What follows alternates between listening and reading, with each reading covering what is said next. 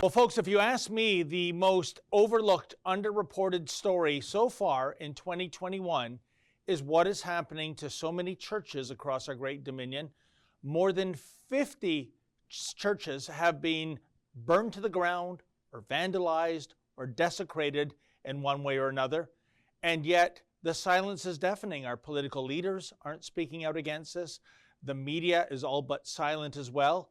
It's a national disgrace. But we came across a church, and there's going to be a different twist in terms of what's going to happen to the structure there. And with more on this story, I am joined now by Adam Soos. Adam, how you doing, my friend? Wonderful. Thanks for having me. Well, Adam, as I said, I think this is a disgraceful story. It is an overlooked, underreported story. But you came across a little church just outside of Calgary, and tell us what is going to happen there. Yeah, so it was a very sort of providential turn of events. We're actually at the Calgary Stampede covering that. We headed down to the Elbow River Camp, which is an area where First Nations culture is on representation. And the first person we spoke to actually informed us that her grandfather built the church that the First Nations community, the Tsuut'ina Nation, owns out on their land. So they actually invited us out to join them, learn some of their traditions and learn about how this church came to be. While we were out there, she mentioned that, oh, sure would be nice if we could do a little work and get my grandpa's church back in shape. And I immediately thought, well, I thought that was something that our Rebel viewers would certainly be on board to help out for. So we started a fundraiser at repairthechurch.com after speaking to the parish priest, as well as the chief out on Tsuut'ina, Chief Roy Whitney, one spot. The consensus was that the roof is leaking, and that's probably the first thing that needs to be replaced. So we set out to raise $12,500 at repairthechurch.com. And you know, Adam, what I love about our viewers here is that within 24 hours of launching that website, Repair the Church, we have already received more than $15,000. We've already exceeded the goal. And boy, talk about a worthy cause. I've seen images of this church. It's a delightful little building, but it really does need a nip and a tuck. So in addition to a new roof, Adam, what else do we have in store in terms of refurbishing this place of worship? And I really have to say, I'll get into that, but our viewers have absolutely blown me away. When we first started, I thought, you know what, I know we've got exceptional viewers, supporters. $12,500 is a lot of money, but I know with our principled and passionate viewers, we can raise that. But our viewers absolutely blew me away. We're actually closing in on well over $15,000. So we're going to do a number of other projects. One of the concerns they mentioned was that there's a bit of a pest problem. So we actually reached out to a local pest control company. We're going to do an update on this. Friday, we're going to be doing an update about this.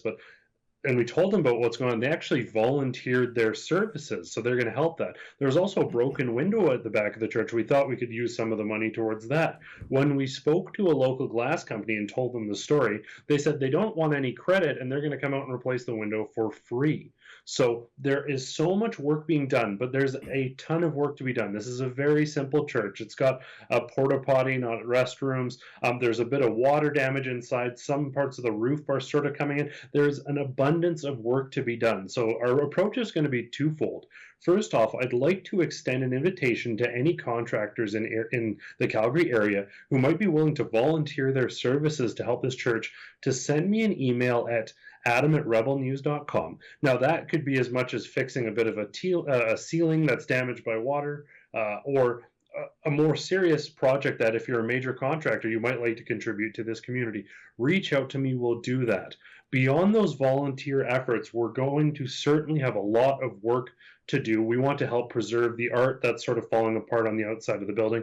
Sure could use a paint, so there's no lack of work to be done to ensure that they have a safe and sound worship space to enjoy their communal prayer together. You know, Adam, this is such welcome good news and a tonic to the kinds of stories we've been hearing about for weeks now. And I want to talk about that in the big picture. Of course, we have to look at what's happening in these churches through the lens of the unmarked native graves at former residential schools. When that story broke, there was an outcry. And yet, I can't help but think, what does burning down a church in the here and now, especially a church on a native reserve, do to further this issue.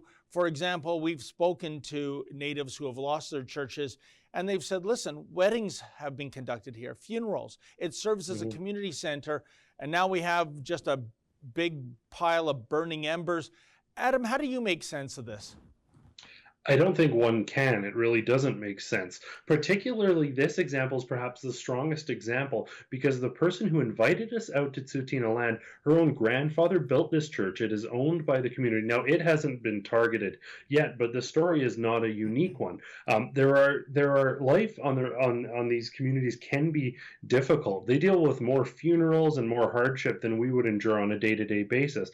And these church buildings are essential. 2 times we've had to reschedule events or meetings out at the church because of unfortunate and untimely passings. So these churches are part of the healing grounds and part of the really central life. It's not simply something that occurs on Sundays or on occasions or on Easter. It's really part of the day-to-day life. There's funerals, there's weddings. It's part of their intimate day-to-day lives, and to attack it is fundamentally disrespectful. Every Indigenous person that we've spoken to has made abundantly clear that while there were traumas in the past, and we even talked to Bruce Starlight out on Tsuut'ina, he said they came and burnt my sweat lodge. Like, they're not respecting my culture either.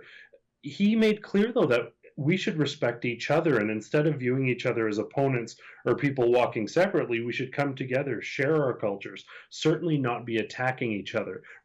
He suggested that if people should respect a sweat lodge, people should also be respecting these churches because they're both holy locations where First Nations people gather for worship and for faith. Yeah, it's too bad the people carrying out this carnage don't understand that kind of wisdom. That's an excerpt from my daily show, The Ezra Levant Show. Every day I do a monologue on the news of the day, then I interview an interesting guest, and then I read my hate mail. You gotta subscribe. Go to rebelnews.com.